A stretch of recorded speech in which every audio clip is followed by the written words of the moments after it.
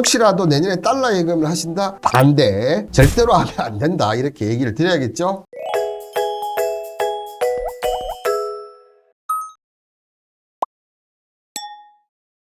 여러분들을 퍼스트클래스로 만들어줄 방송 투자캠퍼스 홍반장입니다. 2023년이 이번 주를 마지막 끝납니다. 그죠? 시작한 지가 얼마 되지 않았는 것 같은데 벌써 1년이나 시간이 지났습니다. 여러분들 2023년 어떻게 보내셨습니까? 경제방송을 하는 저로서는 이번 2023년을 딱 두 가지 단어로 압축을 한다면 고물가, 고금리. 너무 힘든, 그러니까 서민들에게는 너무 힘든 시즌이 아니었나 그렇게 좀 생각이 드는데요. 2023년 보내고 2024년을 저희가 맞이를 해야 되는데 과연 투자 관점에서 여러 가지 경제 연구소의 분석들이 있지만 그래도 이 대한민국의 국책은행인 이 한국은행이 바로 보는 경제 전망들이 최근에 나왔습니다. 오늘 그 관련 얘기를 드리면서 투자 관점에서 포인트를 찾아드리도록 하겠습니다. 역시 클래스가 다른 내용 항상 투자 캠퍼스 합니다. 그죠? 자, 구독 한번 꾹 눌러주시면서 2024년 한국은행이 바라보는 각국 통화 그리고 국채금리 유가 양적 완화에 대해서 설명을 좀 드리도록 하겠습니다. 자, 2024년 한국은행이 바라보는 각국 통화. 한국은행 관련해서 이번에 이제 발표한 것이 외자운용원이라는 곳인데요. 이름 좀 생소하시죠? 이 외자운용원은 한국은행이 보유한 외화 자산을 운영하는 기관이다. 그러니까 한마디로 한국은행이 가지고 있는 자금을 운용하는 그런 특수자산 운용사다. 뭐 이렇게 보는 게 맞겠죠. 그죠? 현금성 자산을 수준을 유지해서 일상적 대외 지급 수요에 대비하고 직접 또는 위탁을 통해서 안정적인 수익 추구하는 방식으로 하고 최근 33년 만에 영란은행이 있는 금자산 현황을 점검한 것도 외자 운용원이다. 그만큼 내년 경제 전체적인 방향성을 당연히 체크를 해야 됩니다. 그죠? 자, 이 외자 운용원이 굴리는 돈이 얼마인 줄 아십니까? 4천억 불 정도를 운영하는 걸로 제가 알고 있고요. 이 외자 운용원이 27일 배포한 2024년 글로벌 경제 여건 및 국제금융시장 전망을 보면서 내년도 세계 경제 흐름을 여러분들 저와 함께 파해 보시죠. 자, 먼저 이 차트를 보시면 미국 실업률 및 시간당 임금 상승률과 미국 물가지표입니다. 자, 먼저 이 미국 물가지표가 보시는 대로 코로나 이후에 8%가 넘는 고물가를 보여주었습니다. 그렇게 되면서 각국의 통화들이 어떻게 했습니까? 금리를 대규모 인상하면서 빨리 물가를 떨어뜨려야 된다. 이렇게 했었습니다. 그러면서 지금 물가가 이렇게까지 떨어진 상태죠. 그나마 정말 우리가 no pain, no gain 정말 고통스럽지만 잘 참고 있었습니다.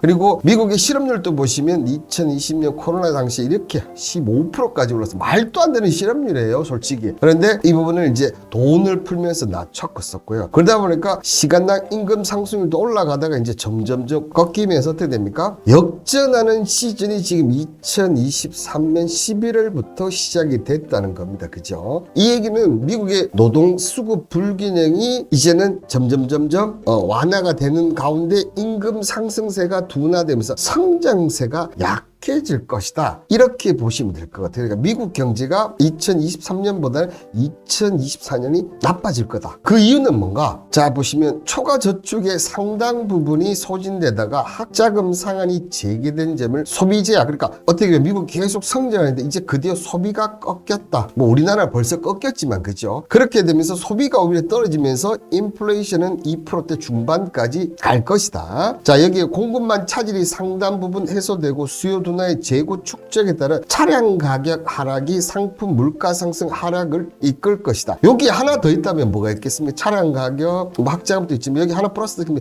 유가죠. 이제 유가 부분도 안정적으로 될 가능성이 높다는 건데 유가 부분은 뒤에 또 상승 요인과 하락 요인 제가 다시 정리를 해드리겠습니다. 자, 여기에 임금 상승 둔화와 신규 렌트비 하락이 반영되면서 서비스 물가 상승률이 둔화된다. 자, 그러면서 대선과 예선 합의 지연돼 불확실히 상존한 가운데 낮은 증가세를 이룰 것이다. 이렇게 얘기를 해놨습니다. 이 과정을 여러분들 제 방송을 보시는 분들은 다 보셨겠지만 인플레이션에서 이제 어떤 쪽으로 갑니까? 디플레이션으로 가느냐 안 가냐, 이 지금 방향을 우리는 2024년도에 볼 수 있으면 안 됩니다. 솔직히 볼 수 있으면 안 되고 이런 방향으로 지금 간다고 보시면 되는데, 아마 경기가 둔화되더라도 침체로 이어질 가능성은 높지 않다. 이 얘기는 미국의 경제가 연착륙은 잘하고 있다, 이렇게 지금까지는 보여집니다. 자, 여기에 보시는 대로 주요 투자 은행별 연준 정책 금리를 보면 뭐 GS부터 많습니다. 그죠? 근데 자, 2023년 3월부터 어떻게 보면 지금 GS 같은 경우는 당장 3월부터 낮춘다 이런 얘기가 있고, 자, 5, 6, 1에 쭉쭉 있지만 대부분의 의견들은 어떻습니까? 여기 보면 하반기에 금리 인상이 나오지 않을까 이렇게 보이시고, 그리고 연준 보유의 국채 및 MBS 잔액도 보시면 이렇게 쫙 올라가다가, 그죠? 자, 2022년부터 양적 완화에서 긴축으로 바뀌었지 않습니까? 그러면서 점점 줄는데 이 추세는 앞으로 이어지지 않겠나? 그래서 상반기 중에 이 연준이 완화적 통화 정책 기조를 전환하면서 금리 인하를 시작할 것이다, 이런 전망이 많았지만 저는 생각할 때 하반기에 더 그 가능성은 높지 않나. 상반기에 만약에 전격적으로 금리 인하를 한다면 저는 미국이 디플 가능성이 상당히 높다, 저는 이렇게 생각하고 있으니까 요 부분 금리 인하가 절대 빠른 게 좋은 게 아니다, 그렇게 얘기를 드리고 싶네요. 그죠? 연준은 내년 상반기 즉 완화적 통화 정책 기조를 전환하면서 금리를 시작할 것이다 하는데, 저는 오히려 이게 안 좋다고 보고 있고요. 연준은 내년 일부가 현재 수준의 정책 금리를 유지하면서 인플레이션 하락 추세가 정책 목표 수준에 이를 것인지 평가하는 시간을 가질 것이다. 일각에서는 이미 금리 인하가 가시화되는 상황에서 늦은 정책 전환이 자칫 경기 위축으로 이어질 가능성이 높다, 이렇게 얘기하고 있는데, 자, 이렇게 안 하는 이유는 뭡니까? 아직까지 미국의 고용이 너무 탄탄해요. 고용이 탄탄한데 금리 인하를 빠르게 하기도 쉽지가 않다는 거죠. 이 고용의 불안 요소가 나오는 순간부터 금리 인하가 급격하게 이루어질 가능성이 높다고 보시면 될 것 같고, 자, 그리고 이 양적 긴축은 금리 인하가 본격화되고 경제활동이 약화해 통화 정책 기조를 추가로 완화할 필요가 있다면 내년 중 중단할 가능성이 높다고 보는데, 이 시기를 어떻게 보면 빨리빨리 오는 것보다 천천히 오는 게 좋다. 긴축, 지금 돈이 계속 풀리고 있지 않습니까? 그러면서 미국이 어떻게 합니까? 부채 한도가 계속 늘어나고 있으니까 이거를 되도록이면 부채를 줄여서 움직이게, 그게 반대로 여기면 어떤 얘기냐면 미국 경제에 그만큼 생각보다는 안전하다는 겁니다. 그래서 양적 긴축을 빨리 서두르는 거, 금리를 빨리 서두르는 거, 저는 그것보다는 오히려 천천히 하는 것이 좋다. 자, 여기에 외자는 미국 경제의 상대적 우위가 달러의 지지 요인이라고 분석했는데, 다만 장기적 지속된 연준의 긴축 정책으로 미국의 성장세가 상당폭 둔화가 되었다. 이어 연준 금리 인하 기대가 높아지며 내년 달러는 약세를 보일 것이다. 뭐 당연한 얘기입니다. 달러가 내려간다, 금리 인하가 되니까 달러가 당연히 약해질 수밖에 없죠. 그럴 때 이 자금들은 어디로 갑니까? 여러분들, 개발도상국으로 가게 돼 있어요. 그렇다면 내년도에 혹시라도 증시가 강하게 온다면 하반기 때는 이 미국이라든지 프랑스, 독일은 이런 선진국 쪽보다는 오히려 중하위 국가들이 올라갈 가능성이 훨씬 더 높다. 자, 그리고 연준 금리 인하로 유로 지역과 금리 차가 축소되고 미국의 경제 우위도 약세를 보일 거다. 그러니까 한마디로 이번 코로나 때 가장 덕을 본 나라는 미국에서, 그래서 킹 달러 얘기 나왔잖아요. 이 킹 달러가 이제는 아닐 것이다. 쉽게 얘기하면 그렇게 생각하시면 돼요. 그러니까 혹시라도 내년에 달러 예금을 하신다? 반대. 절대로 하면 안 된다. 이렇게 얘기를 드려야겠죠? 자, 여기에 연준의 금리 인하와 중국의 경기 부양책 등 중동발 지정학적 위험 완화, 에너지 가격 안정 등 유로화는 상방 요인을 짚었고, 왜냐하면 유로 쪽이 지금 경기 침체가 계속 더졌고, 독일 같은 경우는 올해 마이너스 성장까지 했습니다. 그러니까 더 떨어지기보다는 이제 우크라이나 러시아 전쟁도 점점점 끝나가면서 이 위험 리스크가 이제는 좀 나아지지 않겠나, 이렇게 보시면 되겠고요. 다만 이 파운드화는 내년 영국의 성장이 주요국 가장 취약하다고 평가된다. 결국은 EU를 나가지 않습니까? 그래서 그 영어로 브렉시트라고 하는데, 영국은 이 브렉시트 이후에 상당히 좀 힘든 나날을 보이고 있고, 만약 이대로 계속 간다고 한다면 영국이, 원래 영국, 프랑스, 독일 이게 3축이지 않습니까? 영국은 조금 점점점 어려워지지 않을까 보여지고요. 다만 유로화와 마찬가지로 미국의 경기 둔화와 금리 인하가 현실화될 경우에 반등할 수가 있다, 이렇게 되어 있습니다. 기영님이 디플 아니대요. 무명님이 미국 얼른 더 좋아져야지, 이렇게 하셨는데, 저는 미국이 좋아지는 것보다는 오히려 전 세계적으로 좀 골고루 갔으면 저는 좋겠습니다. 자, 우크라이나 전쟁 좀 더 갈 것 같은데 저는 그 심판대가 우크라이나도 내년에 대선이 있습니다. 그죠? 그 심판대가 되지 않을까 보이고요. 자, 여기 위안화는 약세가 지속될 것이다. 취약한 경제 상황으로 완화적 통화 정책 기조가 유지가 된다는 점. 근데 저는 의외로 위안화가 지금 어쨌든 중국이 부동산 문제부터 여러 가지 문제가 있는데 지금 잘 버티고 있지 않습니까? 오히려 저는 위안화가 약세를 지속보다는 저는 반등의 가능성이 조금 더 높다고 여기는데 요번에 제가 언제 방송에서 한번 언급을 좀 드리도록 하고요. 오늘은 지금 뭡니까? 한국은행이 바라보는 관점에서 좀 보겠습니다. 특히 대만 총선과 미국 대선 결과에 따라서 미중 관계가 악화되면 위안화 약세는 더욱더 심화될 것이다. 특히 대선에서 누가 당선되면 이 트럼프라는 사람이 당선이 되면 중국도 힘들어지지만 우리나라도 엄청 힘들어질 것이다. 그래서 이 사람이 당선되느냐 안 되느냐 우리나라 경제에는 상당히 밀접한 영향이 있다. 자, 그럼에도 불구하고 이 중국이라는 나라는 일반 나라하고는 다르다고 생각합니다. 왜냐하면 공산국가지 않습니까? 공산국가이기 때문에 그런 부분이 있다. 우리가 보는 시각과 중국 내부에서 보는 시각은 달라질 수 있다. 여기까지만 저는 좀 얘기를 드리고요. 자, 여기에 엔화는 강세를 예상했습니다. 미국의 달러 금리 인하로 금리차가 축소되자면 엔화 강세 요인이다. 일본 은행의 수익률 곡선 통제 정책과 마이너스 금리 정체 종료 시점에 따라서 엔화 강세 시점을 앞당겨 줄 수 있다. 자, 이 부분은 만약에 이제 엔화 강세가 된다고 하면 이 부분은 우리나라에게는 유리한 부분. 특히 어떤 쪽에서 싸우고 있는 부분이죠. 반도체, 조선, 그 다음에 2차 전지 이런 쪽에서는 유리한 지점을 차지할 수가 있다. 이렇게 보시면 될 것 같습니다.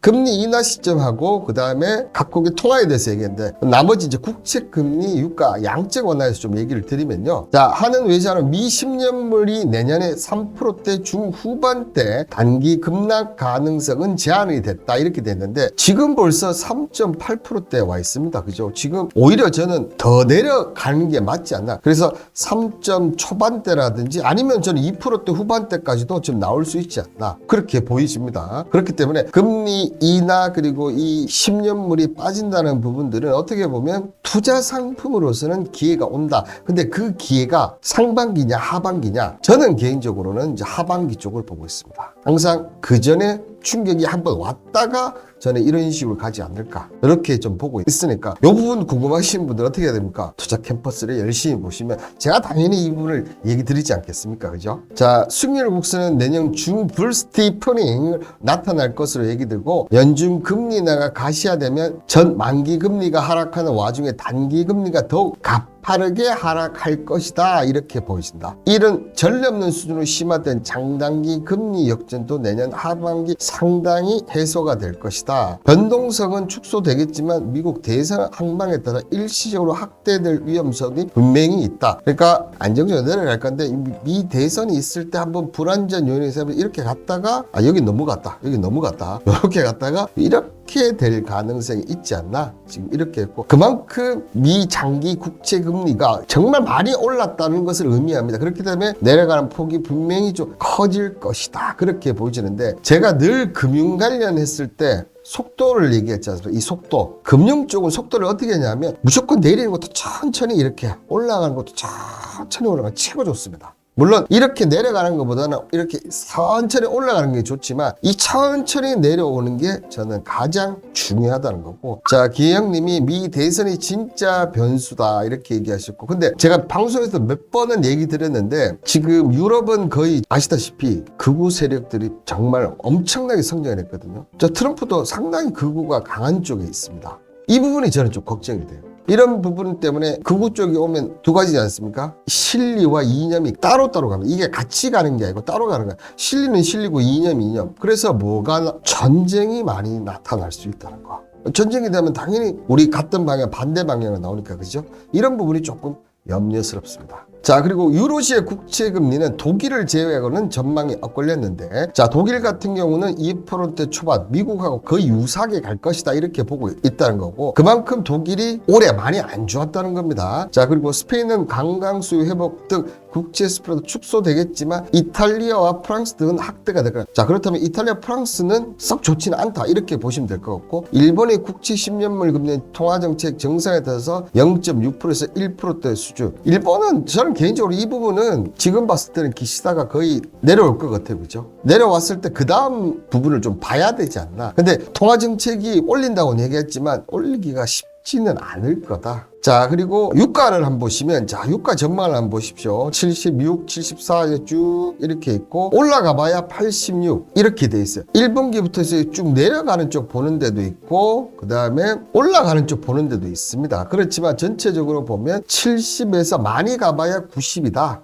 지금 이렇게 돼 있어요. 70에서 90 많이 가야 이렇게 된다는 거고, 지금 오펙 비회원국의 원유 생산 추이는 계속 늘어나고 있습니다. 그런 쪽으로 봤을 때는 저는 이쪽보다는 오히려 이쪽 70이나 그 밑으로 내려올 가능성이 좀 더 크지 않나 보여지고, 여기서 변수는 중동 전쟁이 언제 끝나는지가 중요하지 않나 그렇게 좀 생각이 듭니다. 자, 그러면 보시는 대로 이 유가는 상반과 하방 불확실성이 다 있습니다. 그죠? 근데 하방 요인을 보면, 자, 글로벌 경기 둔화로 원유 수요가 감소다. 이게 어떻게 보면 가장 큰 거예요. 글로벌 경기 둔화. 자, 그리고 감산을 주도하는 오펙의 이 해운의 장악이 약화되고 있고, 중국 경기의 회복 둔화세, 미국을 비롯한 오펙 비해운국의 증산 추세 등이 꼽혔다. 그래서 저도 이 하방 요인이 훨씬 더 높은 점을 주는데, 그럼에도 불구하고 상승 압력 요인이 있는데, 자, 역시 전쟁도 중동 분쟁, 그다음 오펙의 추가 감산. 저는 개인적으로는 추가 감산에도 크게 의미는 없다 생각하고, 자, 항공유 수요 회복과 연방준비제도의 기준금리 인하, 자, 미국의 전략 비추의 재충당 등 미국 대선 대응 응보인데,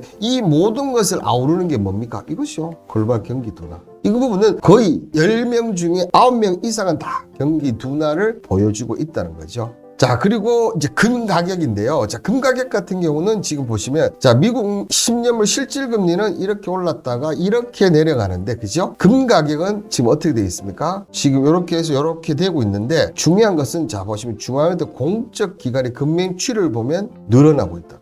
자, 그 얘기인즉슨 어떤 얘기입니까? 금 가격은 내년에도 강세를 이어갈 가능성이 높다는 겁니다. 그죠? 우선 글로벌 경기 침체 우려와 중동발 지정학적 리스크 우려. 여기도 나오는 게 보시면 글로벌 경기 침체. 그죠? 당연히 글로벌 경기 침체 안전자산이 서로인데, 근데 달러는 어떻게 보고 있습니까? 약달러로 보고 있잖아. 그러면 갈 데가 여기 금 가능성이 높다는 거죠. 금 투자가 답인가요?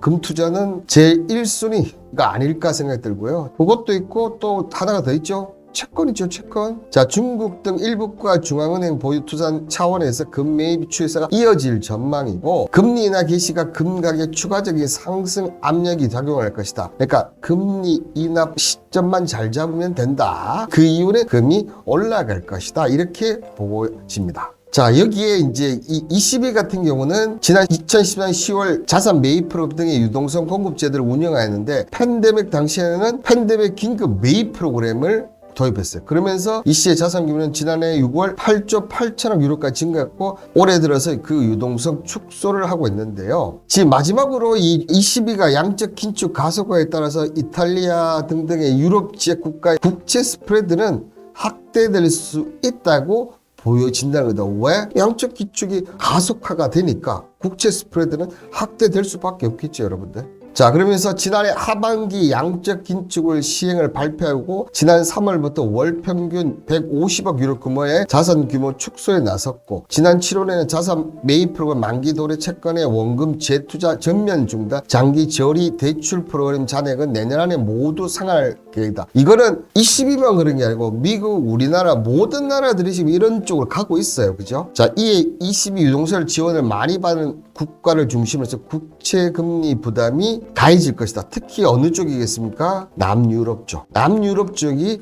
부담이 많이 가질 수가 있다는 겁니다. 이런 전체적인 움직임을 봤을 때 미국 그리고 유럽 전체적으로 흐름이 좋지는 않고 있고, 개인적으로 봤을 때 상반기 때는 조금 안전자산 쪽으로만 좀 보시는 게 저는 맞지 않나. 그래서 2024 외자원이 바라보는 큰 틀에서는 제가 봤을 때는 크게 바뀐 건 없어요. 큰 틀에서는 바뀐 건 없는데, 하여튼 그 변동성 시점이 2분기가 되느냐 3분기가 되느냐, 요게 이제 내년 경제 흐름을 봐야 되지 않겠나 보이는데, 그 핵심이 뭡니까 여러분들? 그 핵심이 바로 고용이다. 아시겠죠? 고용이라는 것만 꼭 기억하시면 되겠습니다.